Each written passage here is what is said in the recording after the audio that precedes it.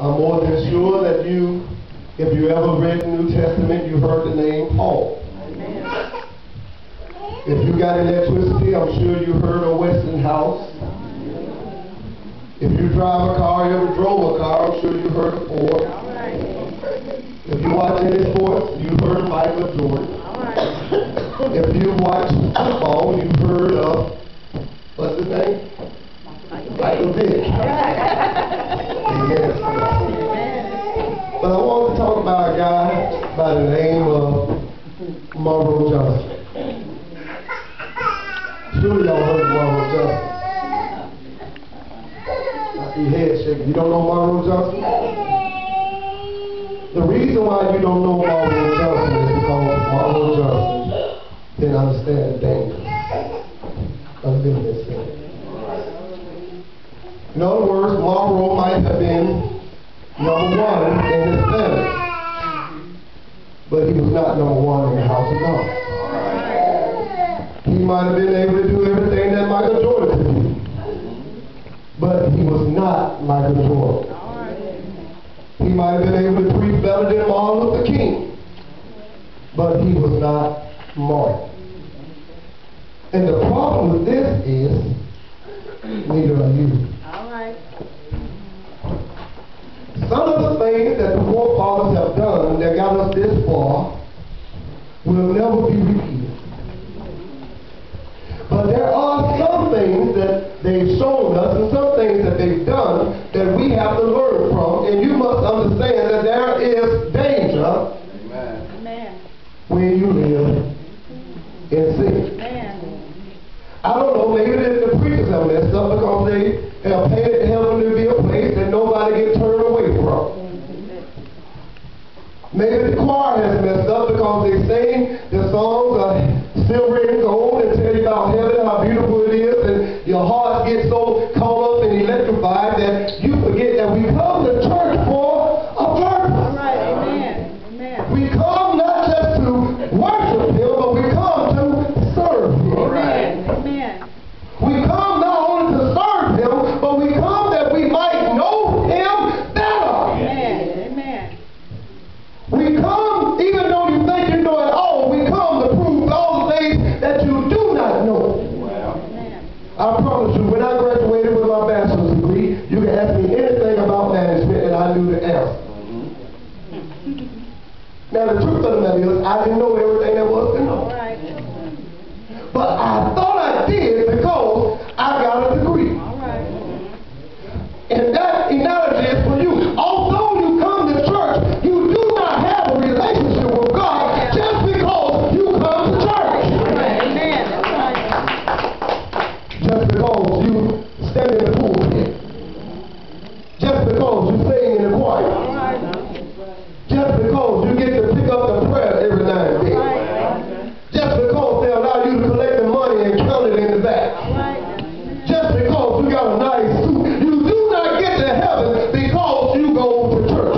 You can only get to heaven when you confess the name of Jesus Christ and make Him Lord over your life. There's danger lurking.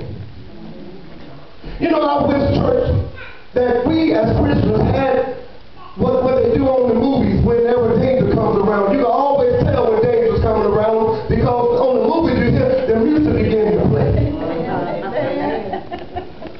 The lights begin to get dim. But every now and then you hear something like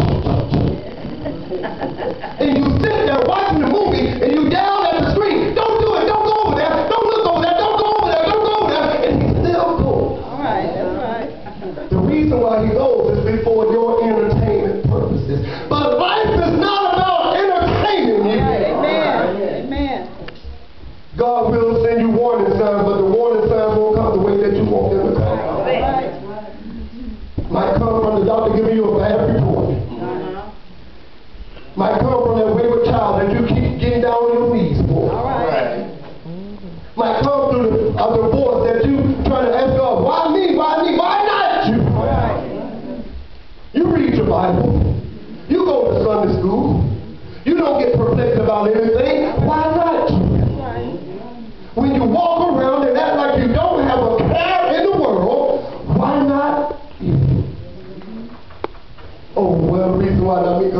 together. That's why God gives you that. That's why he put stuff on you, because you got it together. Right. And the problem with you having it together is you can't save your own life even if you wanted to. Only God can save you. Only God can present you to his Father. Only Jesus Christ is the way to get to heaven. He says, I am the way, I am the door, I am the key. All right. Amen. You can get to him no other way. What are you talking about, Pastor? I'm glad you're here. I just want to give us a quick love story as we prepare to go forward. In the book of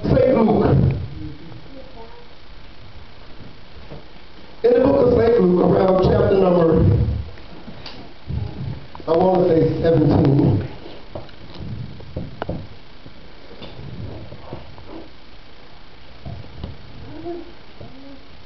Amen. I said 17, 16. In the book of St. Luke, chapter 16, there's a little story that I'll ask that you hear today. In verse 18 it starts, there was a certain rich man, which was clothed in purple and fine linen, and fairly simple, and he enjoyed every day.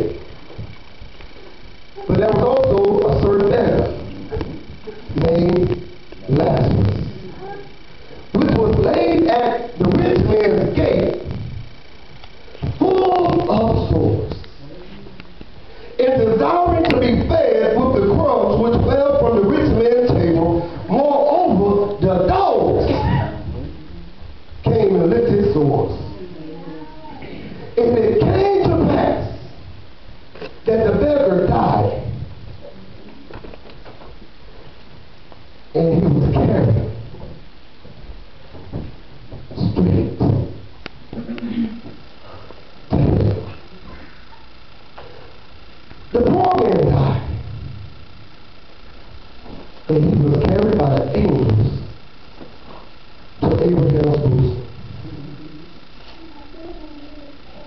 The rich man in hell lifted up his eyes, being tormented, saying, Father Abraham,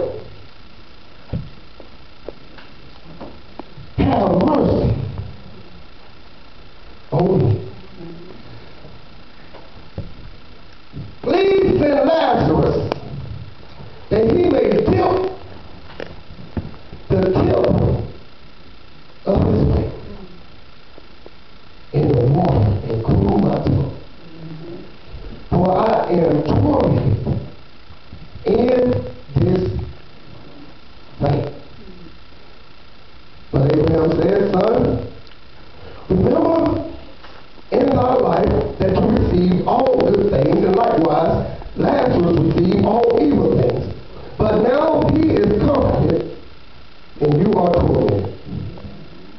And besides all this, between us, there is a great gulf fixed, so that no one can pass hence or two that will come from where you are.